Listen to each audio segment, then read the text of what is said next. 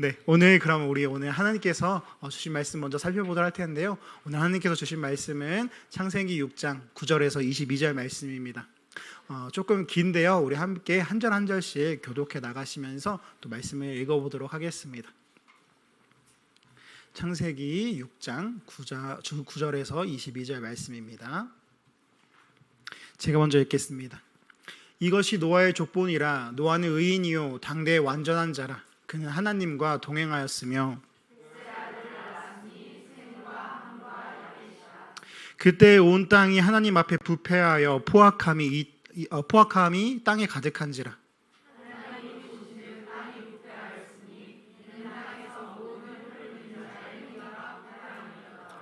하나님이 노아에게 이르시되 모든 혈육 있는 자의 포악함이 땅에 가득함으로 그 끝날이 내 앞에 이르렀으니 내가 그들을 땅과 함께 멸하리라.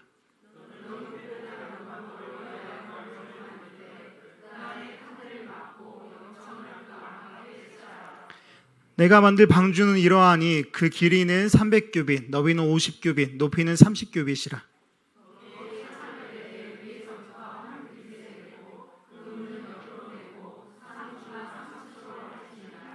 내가 홍수를 땅에 일으켜 무릇 생명의 기운이 있는 모든 육체를 천하에서 명절하리니 땅에 있는 것들이 다 죽으리라.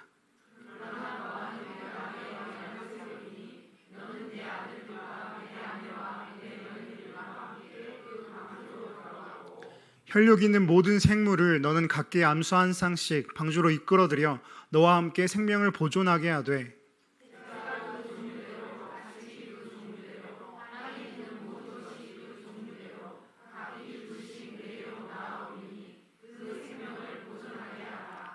너는 먹을 모든 양식을 내게로 가져다가 저축하라. 이것이 너와 그들의 먹을 것이 되리라. 그와 같이 하여 하나님이 자기에게 명하신 대로 다 준행하였더라. 아멘. 저는 가끔씩 이런 생각을 할 때가 있습니다. 나는 왜 여기 있을까? 물론 설교하러 올라왔겠죠. 설교하러 올라왔을 겁니다. 근데 저는 제가 여기서 제가 전도사나 아니면 교역자라는 것에 대해서 갑자기 회의감이 들어서 그래서 있기 싫다거나 이런 건 아닙니다. 혹시 오해하실까봐 그러지만 이성호 전도사가 너무 수련회 갔다 와가지고 너무 힘든가 보다 그렇게 오해하실까봐 또 말씀드리는 거지만 그런 것은 아니고요. 설명을 좀 드린다면은 여기 계신 성도님들도 아무래도 나름대로 짧지 않은 그런 시간 가운데 살아가시면서 많은 순간들을 경험하고 또 다양한 사람들을 만나고 다양한 공동체를 접하셨을 겁니다. 어렸을 적에 교육기관, 학교를 다니셨을 거고 또 이런저런 일자리들, 회사 직장들을 또 다녔었던 분들도 계실 거고 또 가깝게는 가족을 만나서 우리는 속해 있고 또 친구들 모임, 또 동창들 모임, 학부모 모임, 교회 등등 이런 공동체와 사람들 가운데 그냥 가끔씩 이런 생각을 할 때가 있다는 거예요. 나는 왜 여기 있나? 왜 이 시간, 이 장소에서 나는 이 사람들을 만나고 있을까? 이런 환경 가운데 있는 것은 이유는 무엇일까? 어떠한 공동체 환경은 내가 속하기 원해서 있는 곳도 있는데 어떤 곳은 나의 의도와는 다르게 우연히 거기에 있게 된 곳도 있습니다. 그리고 세월이 지나고 나서도 어떤 환경을 지나고 나면 내가 그때 그래서 거기 있었어야 했구나 라고 깨닫는 것도 있지만 그 사람을 만나야 했었구나 라고 깨닫는 것이 있지만 근데 어떤 것은 여전히 잘 모르겠는 그런 상황들 왜 만났는지 잘 모르겠는 그런 사람들에 있기도 합니다. 그래서 저는 가끔씩 그냥 문득 왜 내가 여기 있었어야 했을까라는 생각을 해본다는 거죠. 왜 하나님께서 이런 환경을 허락해 주셨는지를 생각해 보곤 합니다. 혹시 사랑하는 성도 여러분, 혹시 성도님들께서도 그런 적이 있으신가요? 그렇죠? 물론 그렇게 생각하신 분이 있을 수도 있으실 테고 아니면 그냥 바쁘니까 그런 생각할 겨를도 없이 하루하루 그냥 거기 속한 곳에서 열심히 살아오셨을 수도 있습니다. 그런데 오늘 본문을 살펴보면요 굉장히 특수한 상황에 놓인 한 인물을 발견합니다. 물론 성경 속 이야기 중에 특별하지 않은 상황이 무엇이 있겠냐라고 할 테지만 그런데 그래도 여기 이 노아라는 인물만큼은 노아가 살기 전에도 그리고 후에도 겪지 못했던 상황을 경험합니다. 바로 홍수 사건이죠. 근데 홍수라 약간 한국에서도 또 여러 나라에서도 이 홍수는 되게 많이 우리가 볼 수 있는 많이 봐서는 안 되지만 그래도 가끔씩 볼 수 있는 환경 그런 재해들이잖아요. 많은 사람들이 겪고 또 피해도 받았는데 근데 물론 이렇게 생각하실 수도 있지만 우리가 함께 읽었듯이 이 홍수는 17절에 생명의 기운이 있는 모든 육체, 땅에 있는 모든 것, 그 모든 것이 다 죽은 아주 거대하고 또 엄청난 홍수인 것입니다. 이런 일은 예전에 그리고 지금도 있지 않았습니다.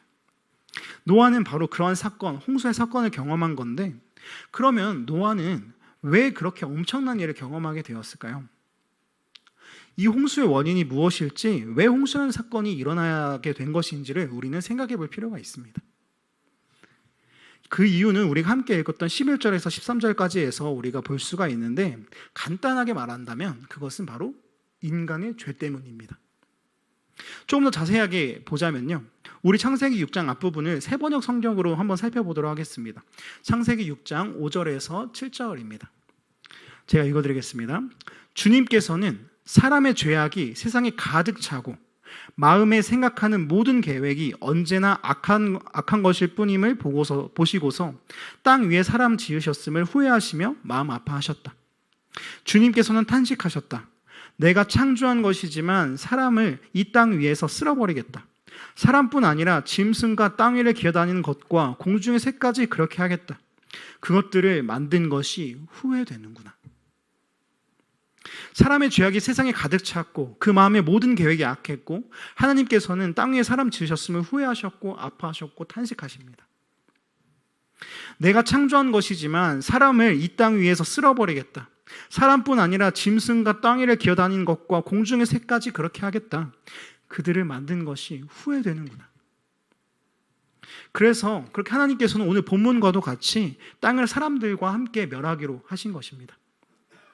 인간의 죄가 극악으로 치닫았습니다. 그리고 그것을 위한 모든 것을 쓸어버리기 위한 방법이 바로 홍수인 것이죠. 그런데 이런 맥락을 우리가 살펴보다 보면 조금 이상한 것이 있습니다. 우리가 방금 읽었던 6장 5절에서 7절 이후에 이런 이야기가 조금 뜬금없이 나오는데요. 뭐냐면 먼저 우리 8절을 한번 보도록 하겠습니다. 함께 읽어보겠습니다. 시작. 그러나 노아는 여호와께 은혜를 입었더라. 노아는 여호와께 은혜를 입었더라. 멸망과 파멸을 이야기하는 그 가운데 한 사람만은 달랐습니다. 하나님의 후회와 한탄 속에서 노아는 은혜를 입었다고 그렇게 기록을 합니다. 우리 함께 읽었던 오늘 9절부터의 말씀이 바로 그 은혜를 입은 이야기이죠. 그런데 노아는 어떻게 그럴 수 있었을까? 노아는 어떤 사람이었을까요? 9절이 바로 노아에 대해 증언합니다. 노아는 의인이요 당대의 완전한 자라. 그는 하나님과 동행하였으며 의인이었고 당시에 다른 사람과는 달리 완전한 자였고 하나님과 동행한 사람이었습니다. 조금 더 자세하게 이야기한다면 여기서 의롭다라고 쓰인 이 단어는 차딕이라는 단어인데요, 재판에서 흠이 없음을 입증되는 것을 말합니다. 이 말이 무엇이냐면 하나님이 이제 이 세상을 심판하려는 이 시점에서 그 심판을 합법적으로 벗어날 수 있는 사람이라는 말입니다. 그리고 완전하다, 이 말은 타미미로 이렇게 발음이 되는데요, 이 말은 제사에서 사용되는 짐승을 묘사하는 것으로 흠없는 제물을 의미하죠. 하나님께서 받을 만한 깨끗한 제물, 무엇을 뜻할까요? 바로 이 완전함은 하나님께 나아가기 위한 선행 조건인 것을 우리가 볼 수가 있습니다. 그리고 마지막으로 하나님과 동행하는 자였다. 완전한 노아는 하나님에게로 나아갔고 그뿐 아니라 함께 교제하며 동행했다라는 그런 말이에요. 이런 노아의 모습은 당대 사람들, 죄와 타락 속에 살아가던 사람들과는 확연히 다른 것이었습니다. 이렇게 보니까 우리가 정말 이 노아에 대해서 좀 살펴보니까 정말 그렇네요. 노아는 정말 구원받을 만한, 정말 건진받을 만한 그런 사람이었습니다. 그런데 하나님은 이제 그런 노아에게 명령을 내리십니다. 이제 내가 이 땅을, 이 사람들을 멸할 건데 너는 이렇게 저렇게 방주를 만들고, 우리 함께 읽어보았지만 읽어봐서 아시겠지만 되게 세세하게 치수까지 정해주시죠. 모든 생물을 각기 암수 한 쌍씩 방주로 들어오게 해라. 그리고 더불어서 우리가 이것뿐만 아니라 오늘 본문에서 찾아볼 수 있는 것은 동물과 함께 방주에 들어간 사람이에요. 들어가는 사람들입니다. 방주에는 노아만 들어가는 것이 아니라요, 바로 18절 함께 읽어보겠습니다. 시작. 그러나 너와는 내가 내 언약을 세우리니 너는 내 아들들과 내 아내와 내 며느리들과 함께 그 방주로 들어가고. 원래 사실은 노아만 들어가야 했는데 노아, 그의 아들들과 아내와 며느리들까지 함께 방주에 들어갔습니다. 한마디로 하나님의 진노를 피했고 구원과 건짐을 받은 것입니다. 저희는 오늘 이 부분을 조금 더 살펴보았으면 좋겠습니다. 이제 세상은 너무나 악해졌고 그리고 타락했고 사람들은 하나님을 더는 생각하지 않았습니다. 그래서 하나님께서는 후회하셨고 한탄하셨고 세상을 멸해야겠다, 다 쓸어버려야겠다 그렇게 하셨습니다. 그런데 노아는 노아의 가족과 노아의 방주에 들어오게 된 생물들은 그 심판에서 구원받았습니다. 한마디로 그들이 구원받은 이유는 노아 덕분이라는 것이죠.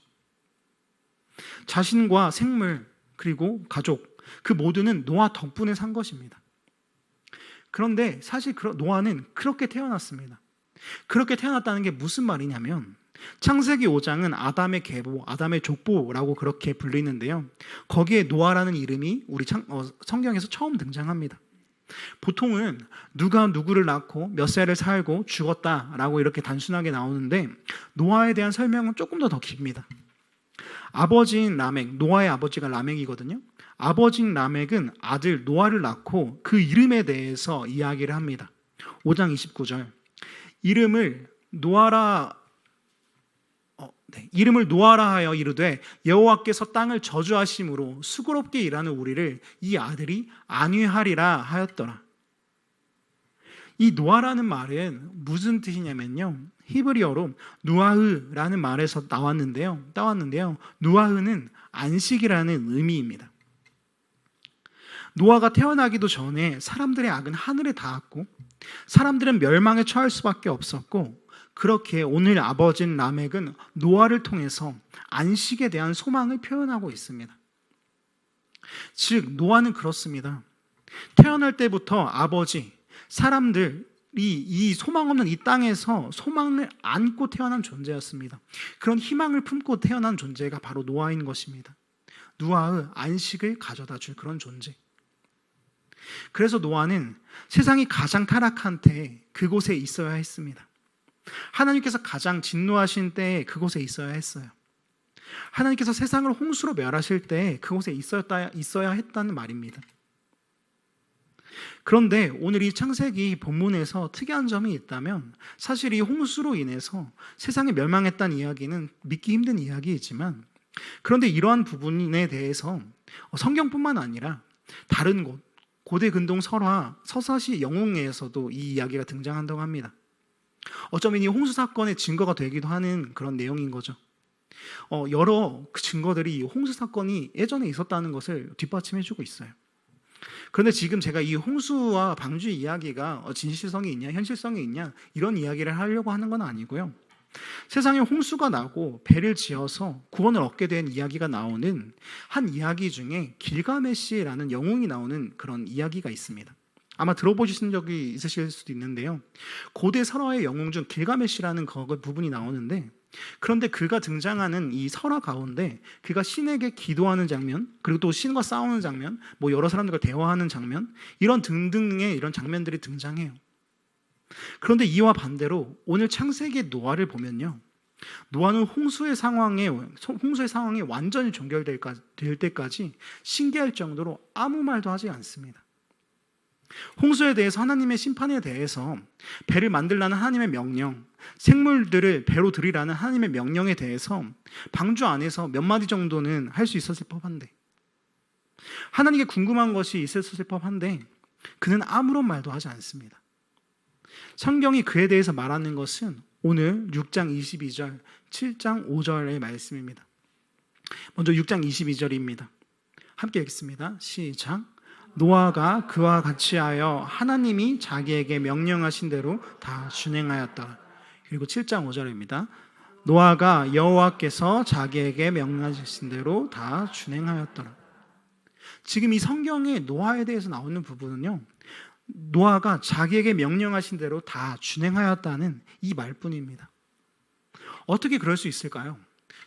우리는 노아에게 묻고 싶습니다. 어떻게 그럴 수 있었냐고. 첫 번째, 지금 처한 그런 상황이 아무렇지 않았냐고. 세상은 타락했고 하나님은 후회와 한탄 가운데 세상을 멸하려고 하는데 어떻게 세상을 따라서 악을 행하지 아니하였으며 자기가 살던 터전이 옆에 이웃이 땅에 멸하는데 그것이 아무렇지 않았냐고. 그렇게 묻고 싶습니다. 그리고 또 두 번째 묻고 싶은 거는요, 왜 아무런 말도 없이, 왜 아무런 의문과 물음 없이 그 모든 일을 할 수 있었는지 묻고 싶습니다. 뭐라도 물어야 되는 거 아닌가요? 그냥 어떻게 그렇게 그저 순종할 수 있는지 우리는 궁금합니다.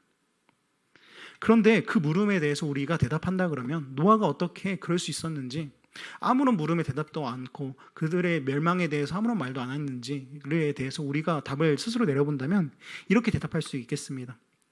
노아는 의인이었으니까요. 당시에 완전한 자였고 하나님과 동행하였던 사람이니까 그럴 수 있지 않았을까요? 라는 그런 우리가 답을 내려봅니다. 물론 맞습니다.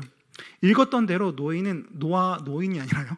노아는 의인이자 완전한 자였고 하나님과 동행했죠. 그런데 우리가 여기서 알아야 하는 것이 있습니다. 사실 노아도 우리와 같은 사람, 당시에 다른 사람과 다를 것이 없는 그런 한 사람이었습니다. 우리와 다를 것이 없었던 사람이라는 거예요.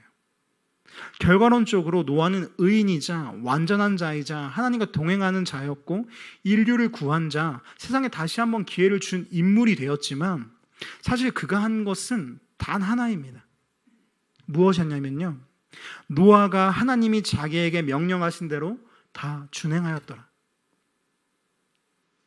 하나님께서 자기에게 명령하신 대로 한 것뿐입니다.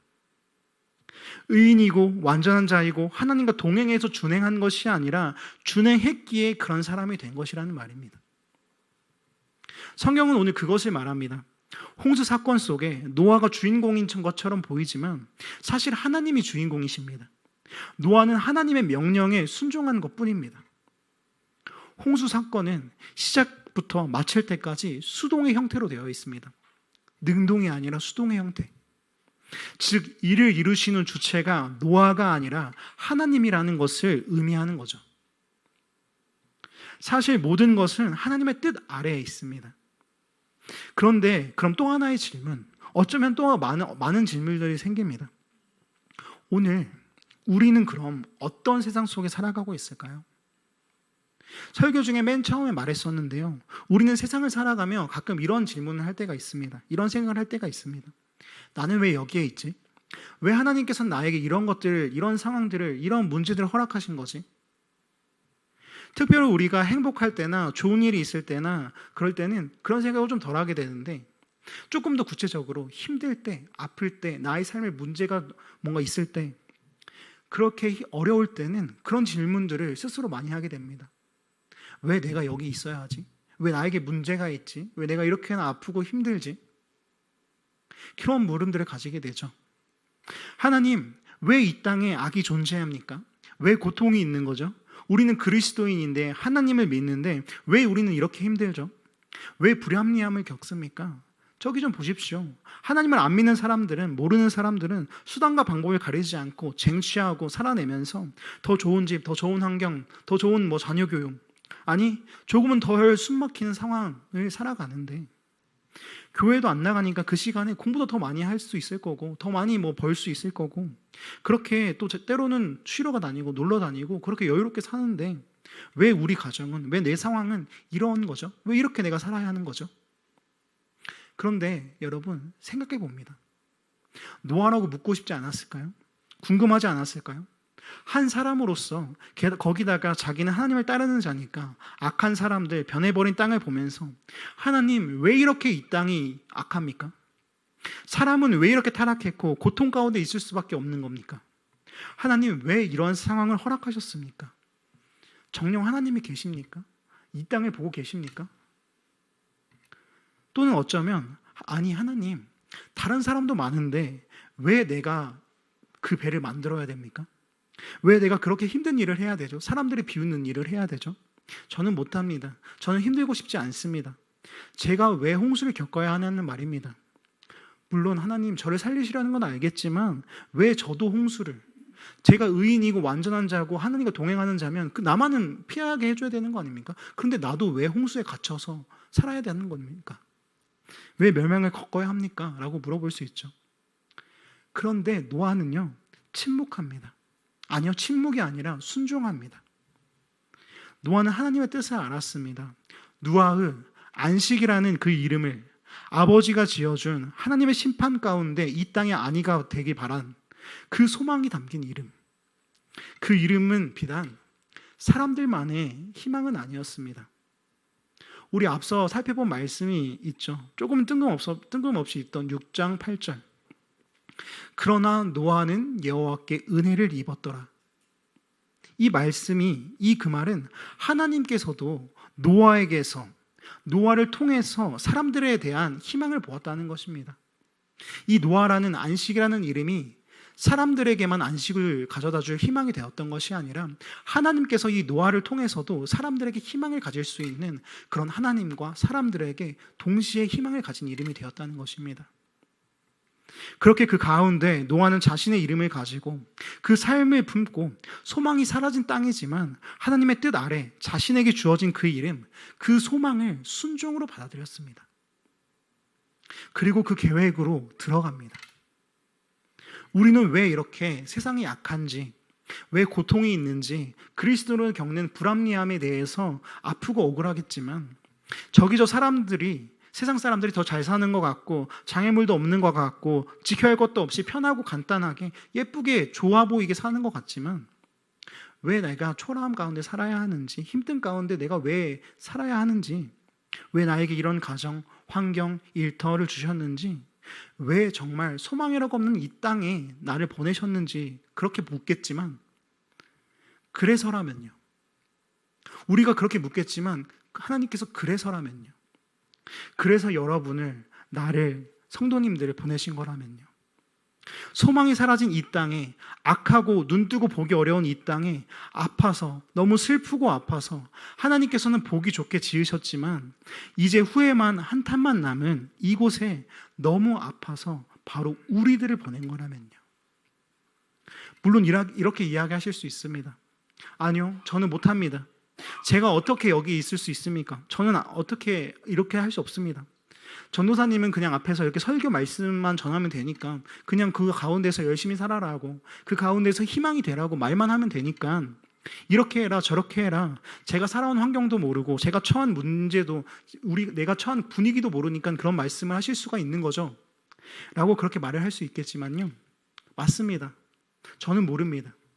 죄송하지만 그래서 제가 모르기 때문에, 성도님들의 삶을 모르기 때문에 슬플 때도 있지만요, 성도님들께서 어떠한 상황에 있는지, 어떠한 곤란함을 겪고 있는지, 아픈지 힘든지 모르겠지만요, 그런데 그래서입니다.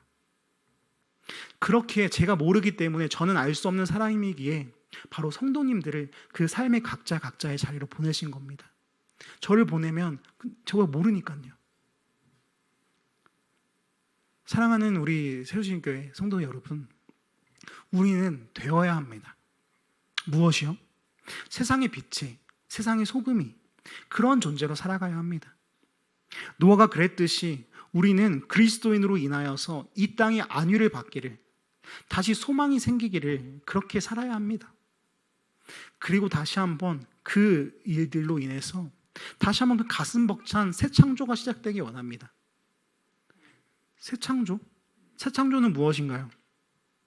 우리는 노아를 통해서 소망이 생겼다고 했는데 그것이 홍수로 인한 정말 멸망이었을까요? 하나님도 결국에는 다 보기 싫어서, 꼴도 보기 싫어서 다 멸한 것이 아니었나요? 홍수로 쓸어버리셨잖아요. 그런데 어떻게 새 창조가 나올 수가 있죠? 그런데 우리 창세기 9장 1절을 또 살펴봅니다. 하나님이 노아와 그 아들들에게 복을 주시며 그들에게 이르시되 생육하고 번성하여 땅에 충만하라. 혹시 이 말씀 어디서 많이 들어본 말씀 아니에요? 우리 창세기 앞부분이요, 맞습니다. 하나님께서 창조를 하시던 부분에서 보았죠. 우리 창세기 1장 27절에서 28절을 함께 읽어보겠습니다. 시작. 하나님이 자기 형상 곧 하나님의 형상대로 사람을 창조하시되 남자와 여자를 창조하시고 하나님이 그들에게 복을 주시며 하나님이 그들에게 이르시되 생육하고 번성하여 땅에 충만하라. 땅을 정복하라. 바다의 물고기와 하늘의 새와 땅에 움직이는 모든 생물을 다스리라 하시니라. 바로 창조의 말씀입니다. 사랑하는 여러분, 사실 하나님께서 정말 인간이 진짜 싫으셨다면요, 후회와 한탄만 남았다면 이렇지 않았을 거예요. 하나님께서는 모든 것을 다 그냥 제로 베이스, 0, 아무것도 없는 상태로 만드셨을 거예요. 그런데 하나님께서는 그분이 지으셨던 아름다웠던 세상을 완전히 멸하시고 창조 이전으로나 또는 다른 것으로 무엇으로 바꾸기 원하지 않으셨습니다. 다시 한번 그 인간들을 그 땅에 세우시고 정복하고 번성하라는 명령을 주십니다. 그리고 우리는 하나님께서 세상을 창조하시고 사람을 지으시고 하신 말씀을 우리는 압니다. 바로 보기 좋으셨더라, 심히 좋으셨더라.